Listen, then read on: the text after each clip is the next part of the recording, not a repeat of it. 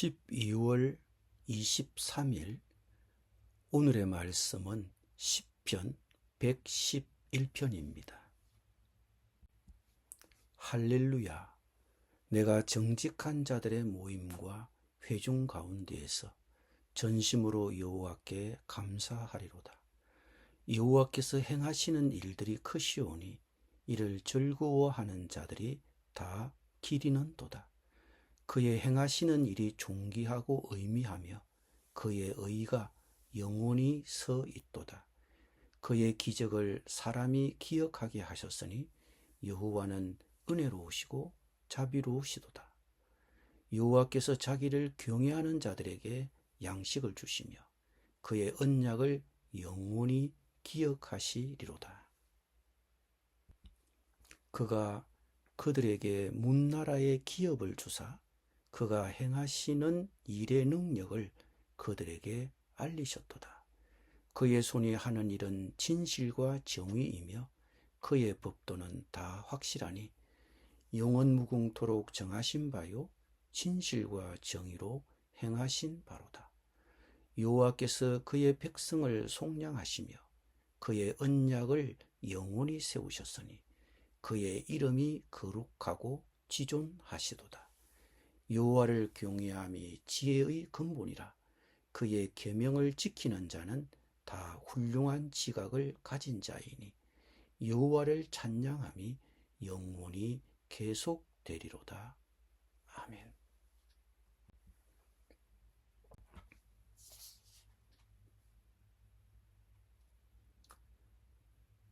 오늘 시편은 하나님이 이스라엘 백성들의 역사 가운데 행하신 기적들을 기억하면서 하나님을 찬양하고 있습니다. 제국 바벨론에서 유배 생활을 마치고 예루살렘으로 돌아온 유대인들에게 그들의 삶은 쉽지 않았습니다. 이웃들은 종종 적대적이었고 바사, 즉 페르시아의 관리들은 항상 협조적이지 않았으며 경제 상황도 어려웠습니다. 이 시편은 레위인 중에 한 명이 백성들에게 하나님이 그들의 역사 가운데 행하신 기적들을 상기시키면서 백성들에게 주님을 첫째로 두고 모든 필요를 충족시켜 주실 주님을 신뢰하라고 쓴 것일 수 있습니다. 오늘 시편 저자는 우리가 인생의 어려운 상황 속에서 주님의 도움과 축복을 누리려면 따라야 할 4가지 지침을 우리에게 알려주고 있습니다. 인생의 어려운 상황에서 주님의 도움과 축복을 누리려면 어떻게 해야 합니까? 첫째, 찬양과 경배로 시작하십시오. 그래서 시편 저자는 백성들을 찬양으로 초청하고 있습니다. 할렐루야! 내가 정직한 자들의 모임과 회중 가운데에서 전심으로 여호와께 감사하리로다. 우리가 지금의 상황에서 기뻐할 수는 없을지라도 우리가 항상 주님 안에서는 기뻐할 수 있습니다. 바울은 빌립보에 보내는 편지에서 이렇게 권면했습니다. 주님 안에서 항상 기뻐하십시오. 다시 말합니다. 기뻐하십시오. 주 안에서 기뻐하라는 것은 주님이 우리의 기쁨의 대상이며 우리의 기쁨의 권원이시기 때문입니다. 따라서 주 안에서 기뻐하라는 것은 우리가 처한 상황에 대해 우리가 어떻게 느끼고 있느냐와 상관없이 모든 상황에서 기뻐하기로 선택하라는 명령인 것입니다. 따라서 시편 저자는 무슨 일이 있어도 하나님을 찬양하기로 선택했습니다. 둘째, 하나님이 우리 역사 가운데 행하신 일들을 기억하십시오. 시편 저자는 우리에게 이렇게 권면합니다. 그의 행하시는 일이 존귀하고 의미하며 그의 의가 영원히 서 있도다. 그의 기적을 사람이 기억하게 하셨으니 여호와는 은혜로우시고 자비로우시도다. 여호와께서 자기를 경외하는 자들에게 양식을 주시며 그의 언약을 영원히 기억하시리로다. 하나님의 백성은 과거에 살진 않지만 과거를 기억하면서 그 과거를 통해 현재 상황에서 격려를 받고 미래에 대한 소망을 가집니다. 하나님이 하신 일들은 그분의 성품을 드러냅니다. 그분이 하신 일들은 위대하고 영광스럽고 위엄있고 의롭고 놀랍고 은혜롭고 자비롭고 강력하고 충실하고 공정하고 신뢰할 만하고 거룩하고 괴멸없습니다. 어려운 상황을 극복하고 주님의 베푸심을 기대하려면 어떻게 해야 합니까? 하나님이 우리 역사 가운데 행하신 일들을 기억하십시오. 셋째, 하나님의 말씀에 의지하십시오.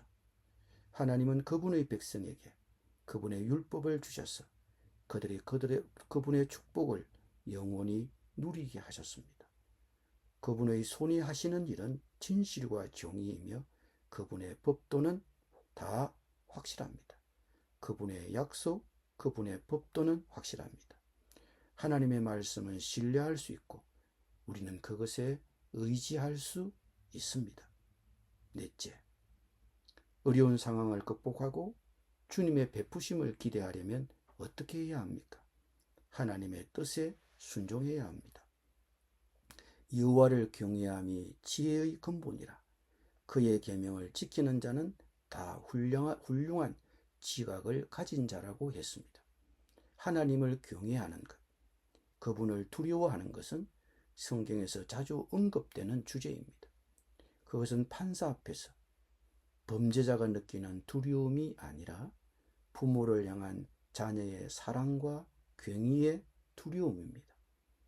주님을 두려워하면 주님께 순종하게 되고 지혜와 훌륭한 지각을 얻을 수 있습니다. 요한복음 7장 17절에서는 사람이 하나님의 뜻을 행하려 하면 이 교훈이 하나님께로부터 왔는지 내가 스스로 말함인지 알 것이라고 했습니다. 만일 우리가 정말로 하나님께 순종하고자 한다면 성경의 가르침이 하나님께로부터 나온 것인지 아니면 지어낸 말인지 알게 될 것입니다. 여호와께서 행하시는 일들이 크시오니 이를 즐거워하는 자들이 다 기리는도다. 이 2절 세 번역은 주님께서 하시는 일들은 참으로 훌륭하시니 그 일을 보고 기뻐하는 사람들이 모두 깊이 연구하는구나 라고 번역했습니다.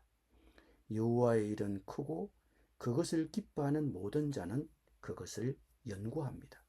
우리가 하나님이 하시는 일을 사랑하고 기뻐한다면 하나님의 말씀을 읽고 연구하는 것은 자연스러운 일입니다. 인생의 어려운 상황에서 가장 필요한 것은 그 무엇이 채워지는 것보다 그 상황을 풀어갈 수 있는 지혜와 훌륭한 지각입니다. 지혜롭게 되고 지각을 얻는 유일한 방법은 하나님을 경외하는 것입니다. 하나님을 두려워하고 존경하면 하나님께 순종하게 되고 그 결과 지혜와 훌륭한 지각을 얻을 수 있습니다. 지혜의 근원이신 하나님을 경외하고 복종하지 않으면 현명한 결정을 내리지 못하고 실수하게 되고 어리석은 선택을 하기 쉽습니다. 기도드립니다. 하나님을 존경하고 복종함으로 지혜와 훌륭한 지각을 얻게 하여 주옵소서. 예수님의 이름으로 기도드립니다.